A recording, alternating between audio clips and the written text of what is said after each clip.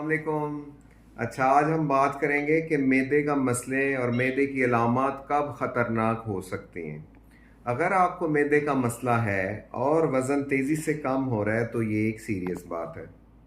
अगर मैदे का मसला है और साथ में आपको खून की कमी हो गई है तो ये भी एक सीरियस मर्ज़ की तरफ इशारा करती है।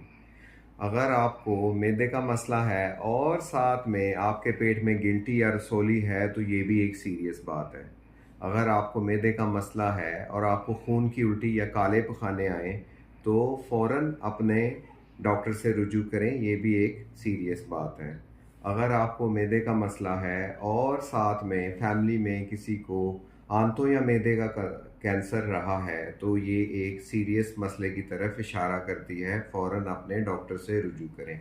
अगर आपको सारी उम्र मैदे का मसला नहीं बना और 55 साल की उम्र में आके आपको मैदे का मसला शुरू हो गया है तो उसको भी सीरियसली देखना चाहिए। ये था मैदे का मसला और साथ में कुछ अलामात जो सीरियस मसले की तरफ इशारा करती हैं। दोबारा बताए देता हूँ, वज़न कम हो रहा है, खून की कमी है, खून की उल्टी, काले पखाने आए हैं, फैमिली में किसी को कैंसर है आंतों और मैदे का, और पाँचवीं अगर उम्र आपकी 55 से ज़्यादा है तो ये एक सीरियस मसले की तरफ इशारा करता है। Thank you very much.